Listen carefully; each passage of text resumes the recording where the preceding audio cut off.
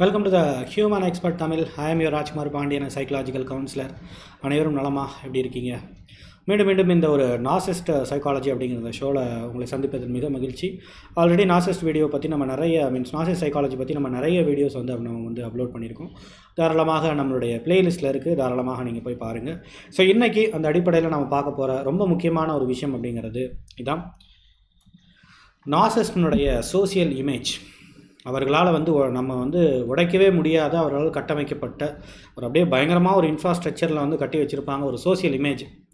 ஊரில் அவங்க எல்லாருமே அவங்கள என்ன பண்ணுவாங்க, நல்லவர்கள். அவங்கள நீங்கள் ஒரு ஸ்பௌஸாக கிடைக்கிறதுக்கு நீங்கள் ரொம்ப கொடுத்து வச்சுருக்கணும். அப்படிப்பட்ட ஒரு ஆள் அவங்க. ஈவன் ரீசன்ட் ஃபங்க்ஷனெல்லாம் பார்த்தீங்கன்னா, சில ஃபங்க்ஷன்லாம் அவங்க போனாங்க அப்படின்னா அவங்களுக்கே ஒரு அவ்வளோ மரியாதை இருக்கும். அவங்கள சேர் பண்ணுறதுக்கு அவ்வளோ பேர் இருப்பாங்க. ஸோ இப்படிப்பட்ட ஒரு ஆள், இவ்வளோ ப்ளசண்ட்டாக இருக்கக்கூடிய ஒரு ஆளை ஒரு வேளை நாம் தான் தப்பாக நினைக்கிறோமோ, அந்த மாதிரி பர்சனாலிட்டியை நாம் தான் ஒரு வேளை நார்சிசம்னு சொல்லிட்டு நாமளாக மிஸ் இன்டர்பிரேட் பண்ணிக்கிறோமோ, நாமளாக அந்த மாதிரி ஒரு கற்பனை செஞ்சுக்கிறோமோ அப்படின்னு பலவிதமான ஒரு சந்தேகங்களை ஏற்படுத்துகிற அளவுக்கு இந்த அவங்களுடைய சோசியல் இமேஜ் அப்படிங்கிறது இருக்குது. அது எதற்காக உருவாக்கப்படுறது, அதை நம்ம என்ன செய்யலாம் அப்படிங்கிற ஒரு விஷயத்தை தான் இன்றைக்கி நம்ம பார்க்க போகிறோம். That we need to go for it. Reflection of guilt. என்றைக்குமே தன்னை சுற்றி ஒரு 4 பேர் நம்மளை புகழணும் அப்படின்னு சொல்லிட்டு ஒரு நார்மலான ஒரு ஹியூமனே அந்த மாதிரி வச்சுருக்காங்கன்னு அப்படின்னு அந்த மாதிரி ஒரு வச்சுருக்கக்கூடிய ஒரு ஸ்டேஜில் ஒருத்தவங்க இருக்கிறாங்கனாலே நம்ம ஈஸியாக புரிஞ்சிக்க வேண்டியது, அவர்களுக்குள்ள அதீதமான குற்ற உணர்வு இருக்கிறது. அவங்க செய்கிறது தப்புங்கிறது அவங்களுக்கு தெளிவாக தெரியுது. அப்படி தெளிவாக தெரியறதுனால தான் தன்னை எப்பயுமே யாரும் தப்பாக பேசிடக்கூடாதுங்கிறதுக்காக மற்ற எல்லாத்தையும் மேனிப்புலேட் பண்ணி தனக்கு ஏற்ற மாதிரியான ஒரு சாதகமான ஒரு சூழ்நிலையை உருவாக்கக்கூடிய நபர்களாக வச்சுக்கிறாங்க. மேட்டர் எப்பயுமே அந்த மாதிரி ஒரு சப்போர்ட் இருந்தால் மட்டும்தான் அவர்களால் அந்த கில்ட்டை மறந்துருக்க முடியும். எல்லாரும் நமக்கு சப்போர்ட் பண்ணிகிட்டு இருக்காங்களா, ஓகே, அப்போ தான் நம்மளுடைய குற்ற உணர்ச்சி இல்லாமல் இருக்க முடியும். ஏன்னா அந்த அளவிற்கான பலவிதமான விஷயங்களை அவங்களுடைய லைஃப்பில் எல்லாத்துக்குமே அவங்க பண்ணியிருப்பாங்க இல்லையா. அவங்களுக்கு எந்த விதமான எம்பத்தியும் இருக்காது, யாருக்கும் உதவி செஞ்சுருக்க மாட்டாங்க. ஒரு வேளை உதவி செய்கிறது போல் அவங்க காட்டிப்பாங்க. ஈவன் ஒரு உதவி செஞ்சாலும் கூட அது எப்படி இருக்குன்னா, ஒரு இன்டென்ஷனலாக ஒரு நோக்கத்துக்கு அடிப்படையில் தான் இருக்கும் இல்லை, ஒரு இன்டென்ஷனலாக தான் அவங்க செஞ்சுருப்பாங்க. அதே மாதிரி ஒரு உதவி ஒருத்தவங்கள்ட்ட செஞ்சிட்டாங்கன்னா அவங்கக்கிட்டேருந்து பலவிதமான உதவிகளை வாங்கிப்பாங்க. நல்லா பார்த்தீங்கன்னா தெரியும், நார்சிஸ்ட் எப்படி இருப்பாங்கன்னா, ஒரு உதவியை செஞ்சுட்டு கடைசி வரைக்கும் அவங்கள தன்னுடைய அடிமையாக வச்சுக்குவாங்க. அந்த அளவுக்கு அவங்ககிட்டேருந்து வேலை வாங்கிடுவாங்க. அப்போ அப்படிப்பட்ட ஒரு கேரக்டர் இருக்கக்கூடிய ஆட்கள் அவங்களுக்கே அவங்களுடைய கேரக்டரை பற்றியான ஒரு கில்ட் கான்ஷியஸுங்கிறது கண்டிப்பாக இருக்கும், ஒரு குற்ற மனப்பான்மைங்கிறது கண்டிப்பாக இருக்கும். அதனாலேயே அதை ஹைட் பண்ணுறதுக்காக ஒரு டிஃபெண்டிங் நேச்சராக தனக்கு சுற்றி இருக்கக்கூடிய ஆட்களை தனக்கு சாதகமான ஆட்களாக மாற்றிக்கொள்கிறார்கள். That we need to understand. Okay, hope to be supportive. தான் செய்யக்கூடிய எல்லா விதமான விஷயத்தையும் என்றைக்கும் அடுத்தவங்க கிட்டேருந்து ரெகனைசேஷன் எதிர்பார்க்கக்கூடிய ஒரு ஆளாகவே கண்டிப்பாக இருப்பான். ஏன்னா அவங்களுக்கு தெரியும் நம்ம செய்கிறதுங்கிறது தவறு தாங்கிறது. நம்ம செய்கிறதுங்கிறது தவறாக இருந்தாலும் மற்றவங்க அது சரின்னு சொல்லிவிட்டு அதை சரியாக மாற்றிடலாம்ல, அதனால் அதை மாற்றிடலாம், அதை மேனிப்புலேட் பண்ணி அதை சரியாக மாற்றிடலாங்கிற ஒரு ஹோப் அப்படிங்கிறது அவங்களுக்குள்ளே இருக்கும். அப்படி அடுத்தவங்கள்ட்ட ரெகனைசேஷன் அவங்க எதிர்பார்த்துக்கிட்டே இருக்கிறனால அந்த யார்கிட்டலாம் அந்த ரெகனைசேஷன் எதிர்பார்க்குறாங்களோ அவங்கெல்லாம் ஃப்யூச்சரில் இவங்களுக்கு ஏதாவது ஒரு பிரச்சனை வந்ததுன்னா அவங்கெல்லாம் ஓடி காப்பாற்றுவாங்கங்கிற ஒரு நம்பிக்கைங்கிறது இவங்களுக்குள்ளே இருக்கும். அதனால தான் பார்த்தீங்கன்னா தெரியும், ஒரு ஆள் ஒரு தடவை ஒரு சப்போர்ட் பண்ணிட்டாங்கன்னா அந்த ஆளை விடவே மாட்டாங்க. இப்போ என்ன பண்ணிகிட்டு இருப்பாங்க, keep on asking the support. அவங்களுக்கு ஏதாவது ஒன்று செய்வாங்க, அதுவும் கரெக்டாக என்ன பண்ணிக்குவாங்க அப்படின்னு சொன்னால் ஒரு கமிட்மெண்ட் ட்ராப்பில் அவங்கள மாட்ட வச்சுருவாங்க. கமிட்மெண்ட் ட்ராப்னா என்னது, அவங்களுக்கு சரியான ஒரு தேவை இருக்கும், அதாவது ஒரு சரியான ஒரு கமிட்மெண்ட் அவங்களுக்கு தேவைப்படும். ஒரு விஷயங்கிறது அவங்க நீடாக இருக்கும், ஒரு ஃபினான்ஷியல் நீடாக இருக்கலாம், இல்லை அந்த நேரத்தில் அவங்க உதவி செய்யக்கூடிய ஒரு நேரடியாக உதவி செய்யணும் அப்படிங்கிற மாதிரி ஒரு ஹெல்பிங் நீடாக இருக்கலாம். அந்த மாதிரி ஏதாவது ஒரு நீட் இருக்கும்போது கரெக்டாக அவங்களோட லைஃப் ஸ்டைலை புரிஞ்சுக்கிட்டு கரெக்டாக அந்த நேரத்தில் போய் அவங்க உதவி பண்ணிடுவாங்க. உதவி பண்ணி அவங்கள தனக்கு திரும்பி உதவி செய்யணுங்கிற அந்த கமிட்மெண்ட்டுக்குள்ளே அவங்கள மாட்ட வச்சுருவாங்க. அதான் கமிட்மெண்ட் ட்ராப்புங்கிறது. ஸோ எப்படி பார்த்தாலும் நாளைக்கு நீங்களே போய் அவங்ககிட்ட புலம்னாலும் அவங்க நன்றி விசுவாசம் அடிப்படையில் அந்த நார்சிஸ்ட்க்கு தான் அவங்க சப்போர்ட் பண்ணி ஆகணும். அவங்களுக்கு சப்போர்ட் பண்ணவே மாட்டாங்க. ஏன்னா அவங்களுக்கு ஆல்ரெடி இவங்க நிறைய உதவி செஞ்சுருக்காங்கிற அந்த நன்றி விசுவாசம் இருக்கும். மேட்டர்.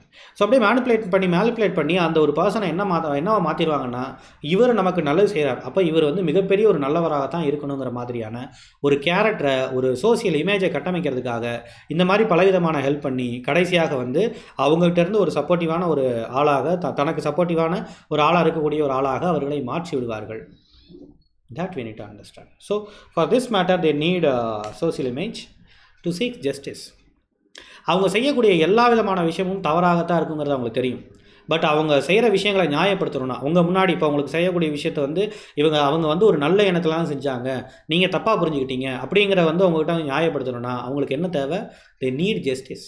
அவங்க நியாயப்படுத்துறதுக்கு யாராவது ஒருத்தவங்க வேணும்.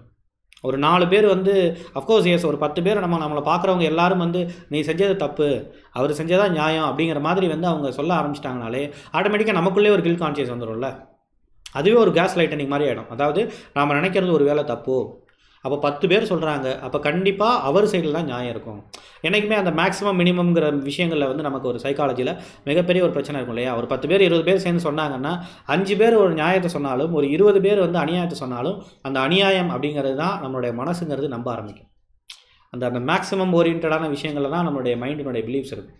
ஸோ அந்த மாதிரி ஒரு மேனிப்புலேஷன் வந்து ஏற்படுத்துறதுக்காக அவர்களுக்கு அந்த ஜஸ்டிஸ் வேணும் அப்படிங்கிறதுக்காக இந்த மாதிரி ஒரு சோசியல் இமேஜை அவர்கள் கட்டமைத்து விடுகிறார்கள். இதுக்கு என்னென்ன பண்ணணும் அப்படிங்கிறத அடுத்துட்டு சொல்கிறேன். Okay, to make enabler flying monkeys. அவங்க கூப்பிட்டா உடனே வந்து கேட்குறதுக்கு ஆட்கள் வேணும்ல. அவங்க சொல்கிற ஒரு விஷயத்துக்கு ஈவன் அவங்க ஒரு மொக்க ஜோக் அடித்தாலும் சிரிக்கிறதுக்கு இல்லை, அவங்க எவ்வளோ அநியாயம் பண்ணாலும் அது சரிதான்னு சொல்கிறதுக்கு, அதுக்காக வந்து வாதாடுறதுக்கு ஒரு 4 பேர் சொன்னால் நான் நம்புவேன்னு சொன்னால் அந்த 4 பேர் எப்படிப்பட்ட ஒரு ஆளாக இருக்கணும்? இவங்க வந்து உருவாக்கப்பட்ட ஒரு எனேபிளராக இருக்கணும்ல. எனேபிளர்னால் என்னது?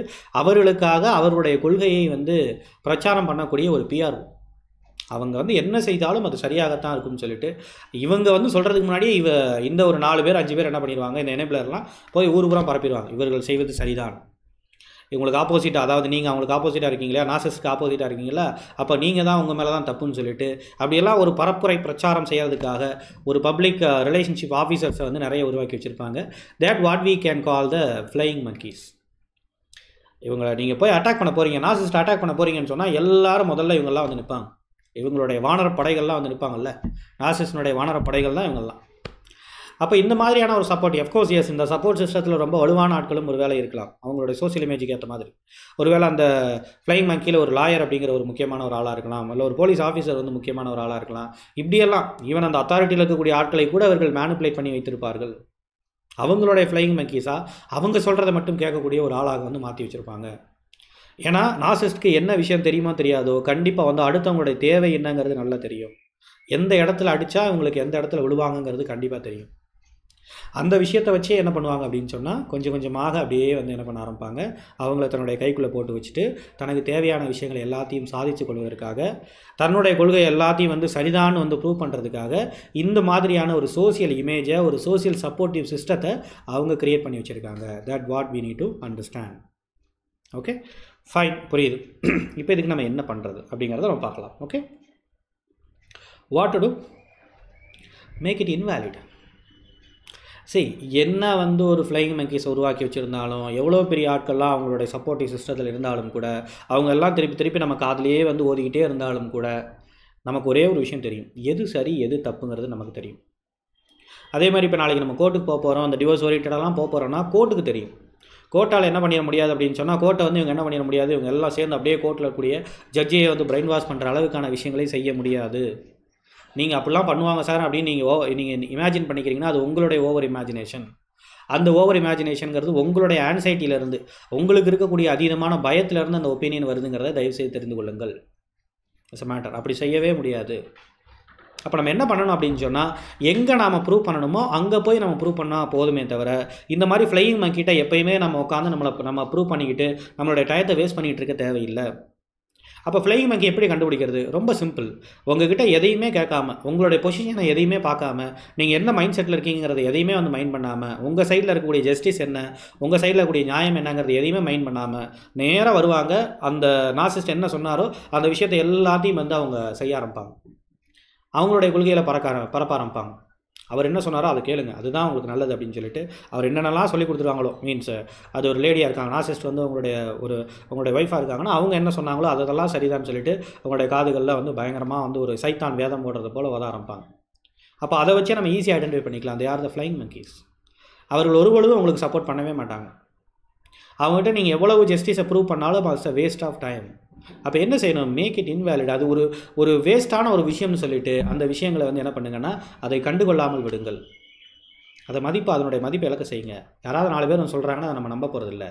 நம்ம யார்கிட்ட சொல்லணுமோ, யார் ஒருத்தவங்க உண்மையிலேயே நமக்கு வந்து சப்போர்ட் பண்ணுவாங்களோ, சப்போர்ட் பண்ணுறாங்கிறதுக்கு அப்பாற்பட்டு யார் ஒருத்தவங்க உண்மையிலேயே நியாயத்தை வந்து பேசுவாங்களோ, யார் சைடில் வந்து நியாயம் இருக்கோ அந்த ஆட்களை வந்து அந்த மாதிரியான விஷயங்களை பேசுவாங்களோ அவங்க நமக்கு சப்போர்ட் பண்ணுவாங்க. அந்த மாதிரி ஆட்களை நம்ம அப்ரோச் பண்ணால் போதும்.